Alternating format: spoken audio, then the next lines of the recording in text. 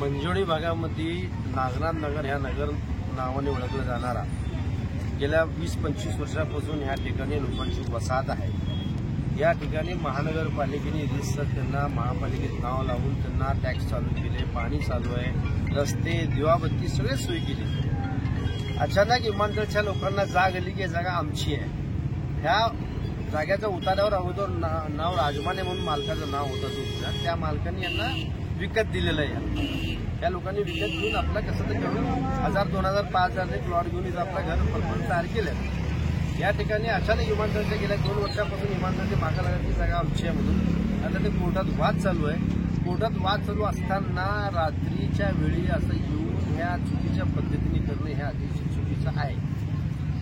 आता प्रांत अधिकारी काय म्हणले, बाबा आम्ही तुमचं घर पाडायला आलेलं नाहीये, आम्ही फक्त इथं या ठिकाणी कंपाऊंड बांधायला आलो। कंपाऊंड बांधायचा अर्थ काय?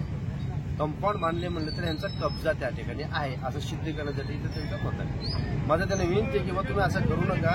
पवित्र रमजानचा महिना सण चालू आहे, लोक सगळे आपल्या त्या उपासामध्ये आता थोडक्यात दिवसच सण आहे, सगळे आपल्या सणामध्ये लागल्यात। अशा वेळी तुम्ही हे कारवाई करू नका म्हणून विनंती करू। तर उद्या सकाळी 10 वाजता प्रांत ऑफिसला मिटिंग बोलू यातल्या नागरिकांची। त्या नागरिकांच्या वतीने तिथं आता मिटिंगमध्ये काय ठरतं बघू।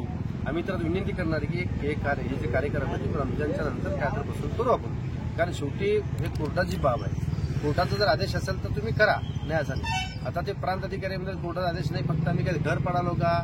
कोर्टाचा आदेश घर पडायला लागतं। तुम्हाला नोटीस दिलं का घर पडायला? मी तुमच्या पत्राला सुद्धा धक्का लावणार नाही। मी फक्त आम्हाला कंपाऊंड बांधायचं आहे। याचा अर्थ काय कंपाऊंड बांधायचं म्हटलं तर ती झालं ना, म्हणजे सगळ्या कंपाऊंड म्हणून यांना मध्ये घ्यायचं, कोर्टाला दाखवणार की कब्जा आमचा आहे, की अनेक वर्षापासून तुम्हाला झोप जाग आली नाही का त्यावेळी की माझा कंपाऊंड बांधायचं म्हणून। आता विमानतळाची भीत बांधून कमी आता 40 वर्ष झाली ती विमानाची भीत बांधून। आता त्या भिंतीच्या अलीकडे जागा आमची तुम्हाला कळालं आहे का? त्यावेळी कळालं नाही तुम्हाला?